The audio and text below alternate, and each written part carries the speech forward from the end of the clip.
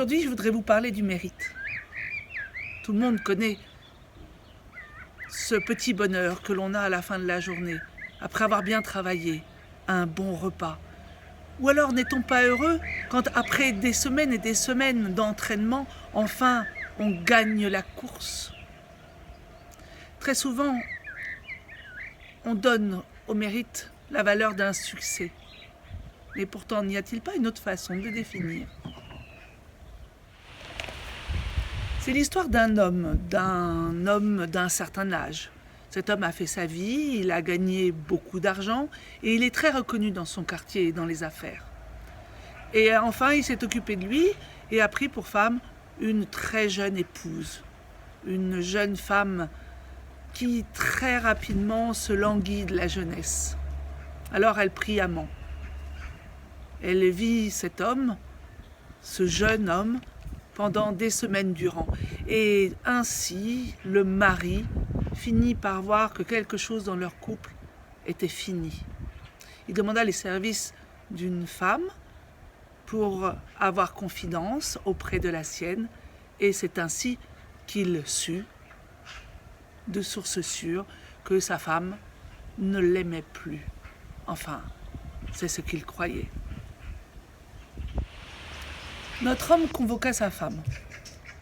Celle-ci ne tarda pas à lui avouer que, effectivement, elle avait un amant. Elle baissa les yeux et reconnut son tort. Alors, elle s'est immédiatement attendue à toutes les fougues, à l'orage, à la rage de son mari. Mais celle-ci n'arriva pas. Il demanda à sa femme de s'éloigner, d'aller dans sa chambre, de prendre un peu de repos et de regarder ce qu'elle avait fait, et qu'il en ferait de même de son côté. Et c'est ainsi que l'homme, pendant toute la nuit, se mit à prier et à réfléchir ce que la liberté et la fidélité avaient à voir ensemble. Le lendemain matin, l'homme demanda à ce qu'on lui fît un repas, un très beau festin à partager avec sa femme. Et il convoqua alors sa femme.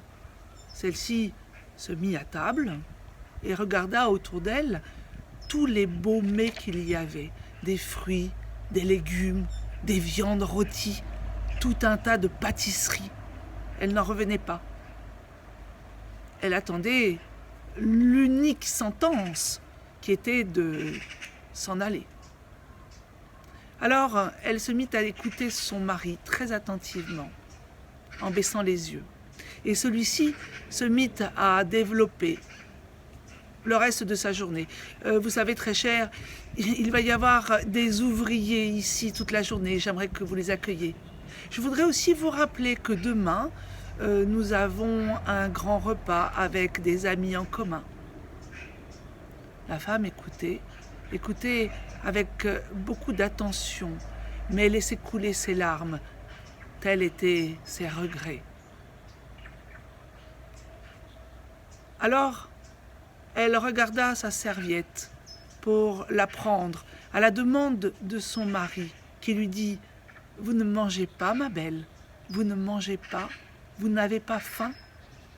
Elle regarda son mari timidement, prit ce bout de tissu en guise de serviette et vit qu'à l'intérieur, il y avait un merveilleux bijou. Elle regarda son mari et lui dit « Mais qu'est-ce que c'est que cela ? Mais c'est pour vous, très cher. Pour moi, mais je ne le mérite pas. » « Je sais, dit le mari, c'est moi qui mérite de vous l'offrir. » Ainsi, comme le dit ce conte, le mérite est bien au-delà du succès. C'est un mélange savant de grandeur, de cœur et d'intelligence.